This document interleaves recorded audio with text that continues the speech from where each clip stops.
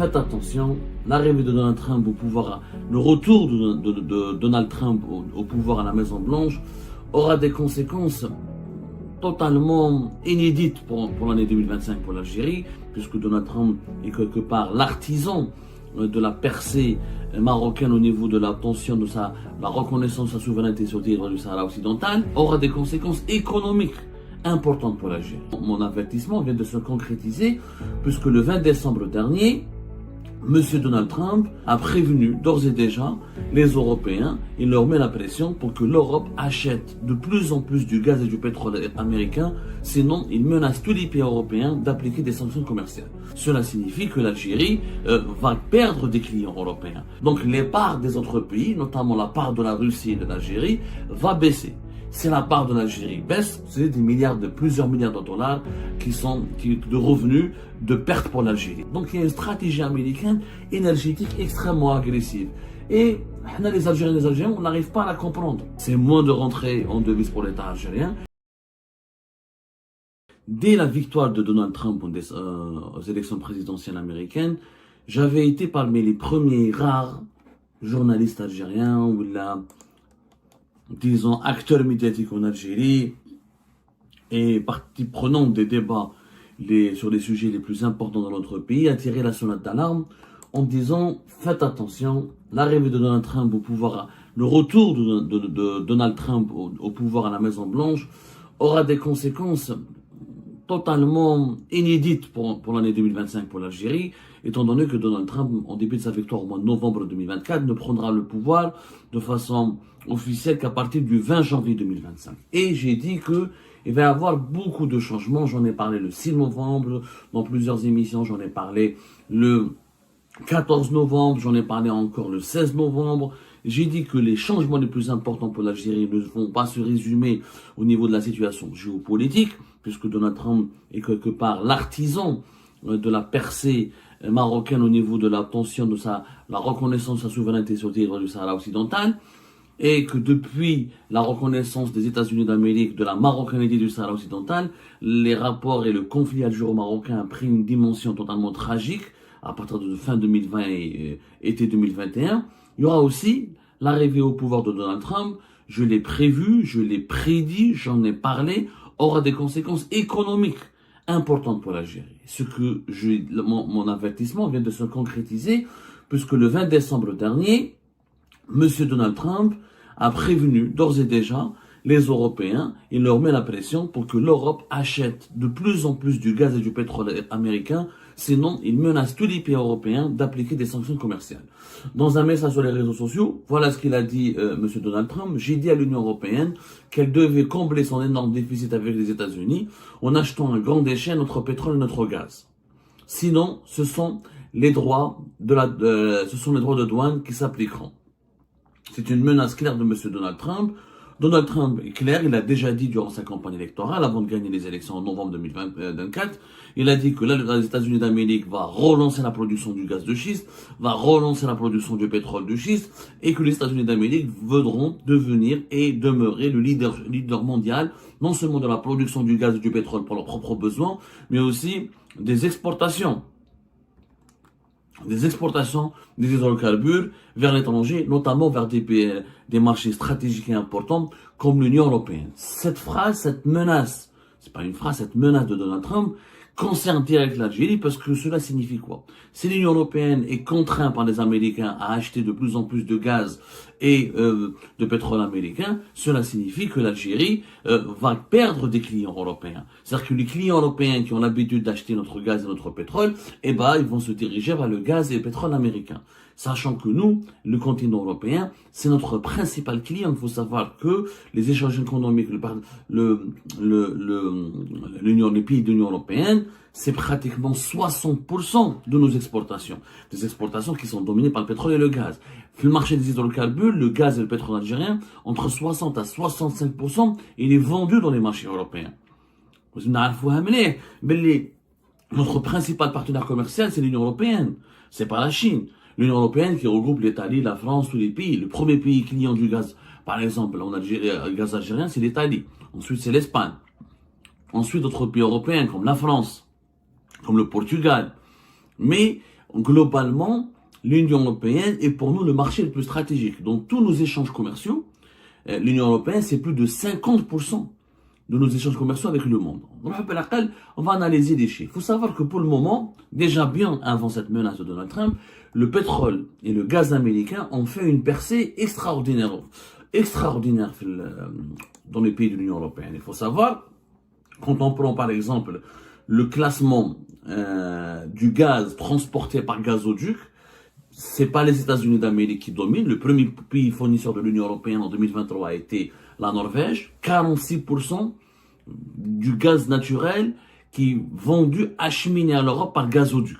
Encore une fois, je fais de la pédagogie, c'est important pour comprendre cette nouvelle configuration économique que nous risquons de subir avec le retour de Donald Trump au pouvoir à la Maison-Blanche. Il y a deux types de gaz. Le gaz qu'on vend par gazoduc et le fameux GNL, le gaz naturel liquéfié, c'est du gaz qui est transformé selon un processus industriel. En l'état, il devient liquide et c'est pour ça qu'on l'appelle liquéfié. Il est transporté dans des bateaux qu'on les appelle les méthaniers.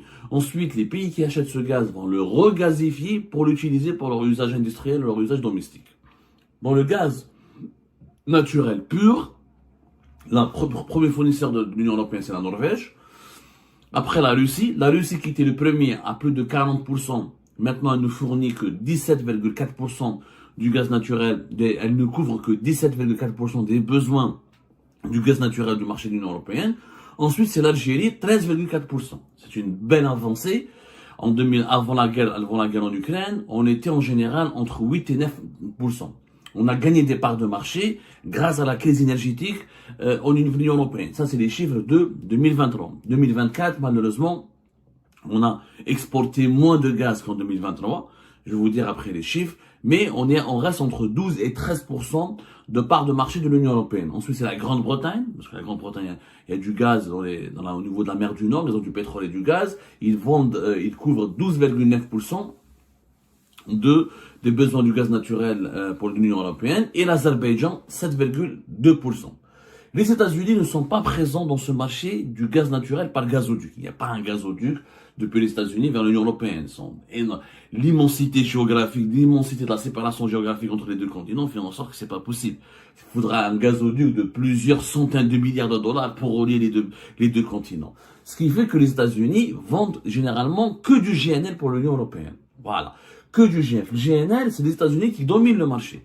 Ce n'est plus la Russie. Avant que c'était la Russie, aujourd'hui, c'est les États-Unis d'Amérique à plus de 40%. 40,2% depuis 2023. La Russie, c'est que 13,2%. Le Qatar, 13%. Il est en train de dépasser la Russie. Ensuite, l'Algérie, 6,7%. Et la Norvège, 6%. Donc, le GNL, les Américains dominent totalement. Maintenant, vous allez me dire, mais Abdou, nous, on n'est pas menacés, puisque nous, on a les gazoducs, etc. Sauf que, qu'un des pays aujourd'hui, s'ils importent plutôt, s'ils consomment plus de GNL que de gaz naturel qui vient par les gazoducs, eh ben, ils vont diminuer leurs importations du gaz naturel classique pour recourir au GNL. Par exemple, pour la France, le GNL américain domine en France de plus de 22%, entre 22 et 25% du gaz qui est consommé par les Français, il vient des États-Unis d'Amérique. C'est du GNL. Ce n'est plus du gaz naturel qu'on a l'habitude de vendre via les gazoducs. Non, 25%. Depuis 2022, 25%. Et les chiffres ont augmenté depuis 2022. C'est-à-dire qu'en France, un pays comme la France s'appuie essentiellement sur le GNL. Demain, avec les menaces et les pressions exercées par Donald Trump, les Européens, parce qu'ils ont besoin des États-Unis d'Amérique à la fois pour leurs accords, pour leur protection militaire, on a bien vu dans la guerre en Ukraine, l'Europe sans les États-Unis d'Amérique, elle ne vaut rien, et qu'ils ont besoin des États-Unis d'Amérique dans leurs échanges économiques, parce que le marché américain est un marché extrêmement important pour les exportations européennes, notamment pour l'Allemagne et la France, et l'Italie, les trois grandes économies du continent européen. Donc, ils seront obligés de céder, ils vont peut-être même plus, c'est pas que céder, c'est que Donald Trump va augmenter la production, donc le coût du gaz de schiste et du pétrole de schiste américain va encore baisser, donc ce sera des prix plus attractifs. Il y aura des prix encore plus attractifs, donc les Européens, ça les arrange pas d'acheter du pétrole et du gaz au niveau des États-Unis d'Amérique. Il faut savoir que l'Union européenne en 2023 a consommé plus de 350 milliards de mètres cubes.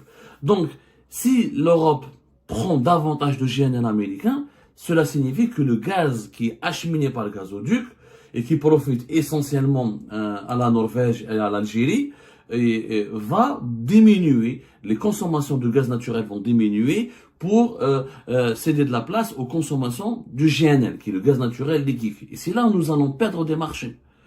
Nous allons perdre des marchés. Il faut savoir que le gaz naturel et le gaz naturel liquéfié, en 2023, il a ramené à l'Algérie plus de 24 milliards de dollars. Plus de 24 milliards de dollars. C'est pas n'importe quoi. Il faut savoir que le pétrole nous ramène que 12 milliards de dollars. Et nous sommes un pays essentiellement gazier. Je le rappelle que 66% de notre production du gaz, 66% de notre production des hydrocarbures, c'est du gaz naturel. Le pétrole brut, ce n'est que 24%. Et de nos exportations à l'étranger, kiff, entre 65 à 65, presque 70% de nos exportations, c'est le gaz naturel. Le gaz naturel, par exemple,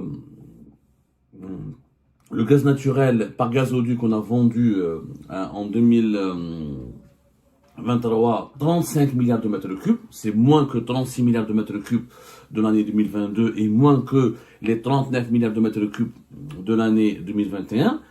Par gazoduc, le gaz naturel algérien est vendu presque à 100% pour le pays de l'Union européenne, parce que nous avons deux gazoducs que nous utilisons, le Medgaz et le Trans-Mediterranean Pipeline.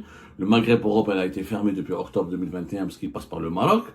Le GNL, c'est plus diversifié. Nous avons vendu pour 28 millions de mètres cubes en 2023. Notre premier client de GNL, c'est la Turquie. C'est pas un pays de l'Union européenne. C'est lui le premier client de GNL depuis 2023 pratiquement. Sauf que si on combine les achats des autres pays européens, eh ben on se retrouve que l'ensemble des pays européens nous achètent beaucoup plus que la Turquie. C'est la Turquie qui nous prend 2,7 millions de tonnes de GNL durant l'année 2023. La France nous prend 1,5 million de tonnes. L'Italie et l'Espagne, 950 000.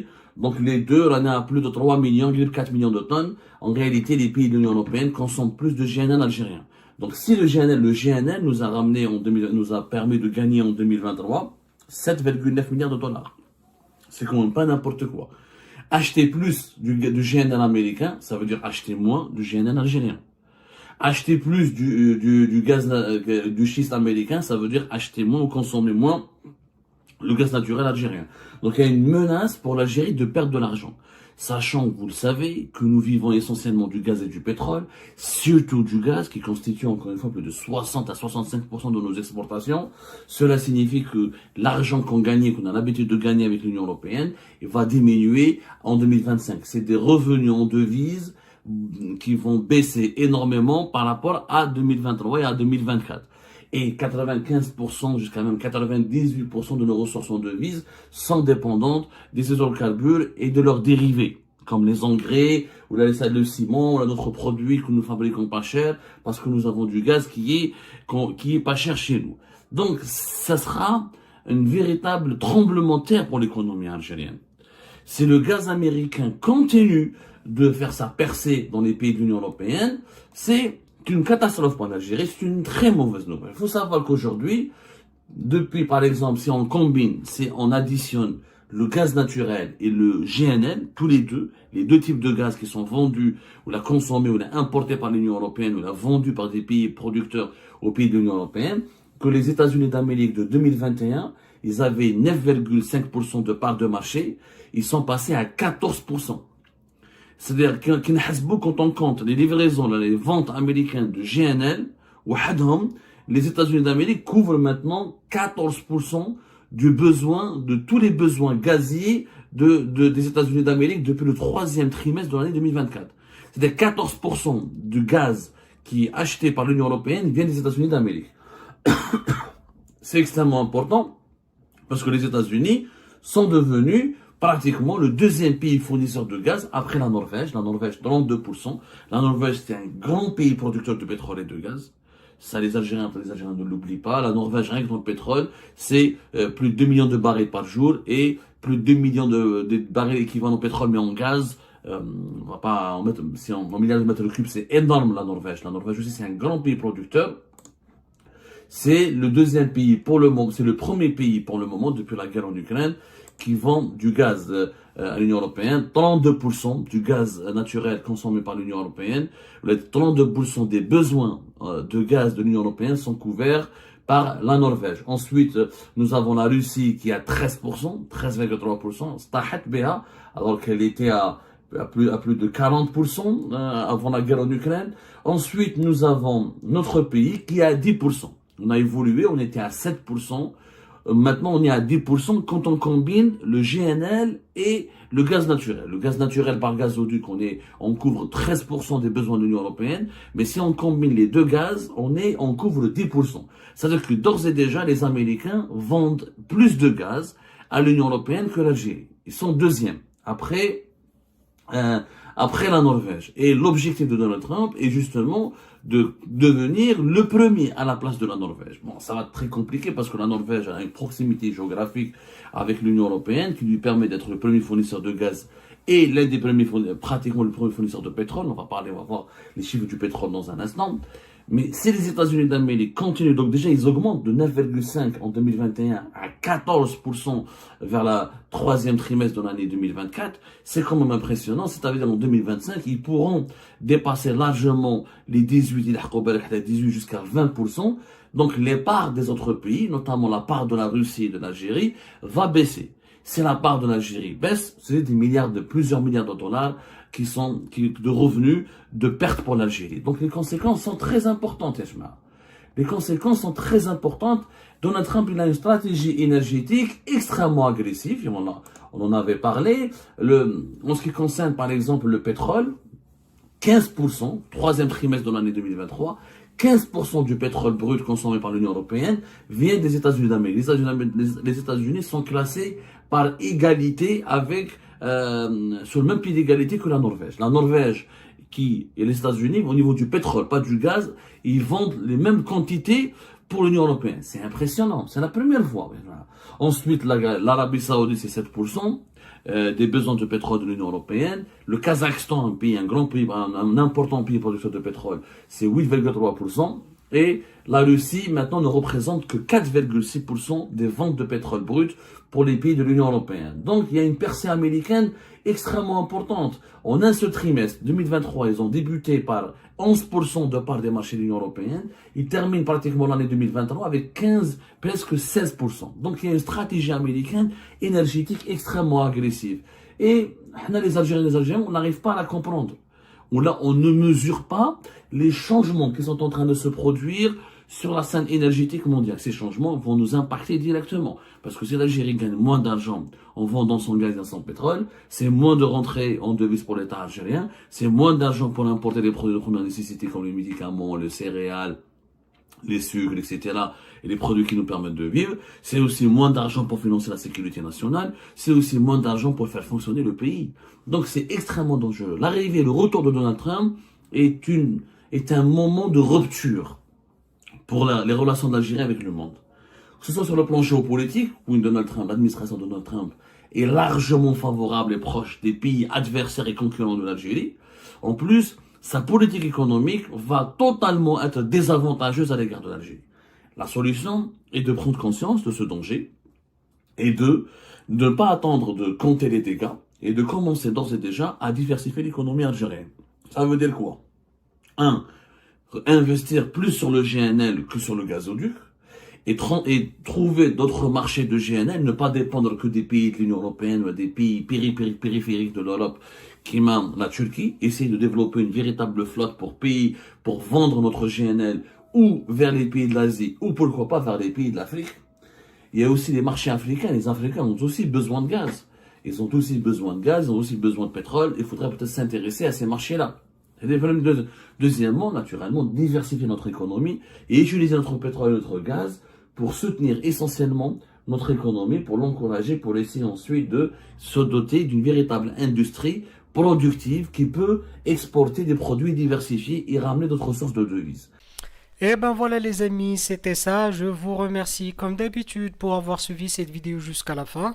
N'oubliez pas de nous laisser vos commentaires et vos réactions sur le sujet de cette vidéo. Et je tenais juste à vous remercier surtout pour vos abonnements. Nous avons bien dépassé la barre des 25 000 abonnés très récemment. Donc ça fait vraiment très plaisir. Je vous remercie très chaleureusement et pour votre soutien, bien sûr. Et aussi pour vos commentaires. Donc je lis toujours les commentaires sur mes vidéos et ça fait vraiment très plaisir de voir des discussions, des arguments. Et, et c'est un petit peu l'objectif et le but aussi de la chaîne, c'est de pouvoir discuter, argumenter et voir les points de vue des uns et des autres. Donc voilà, merci beaucoup pour vos commentaires. Et aussi, merci pour votre soutien à la chaîne.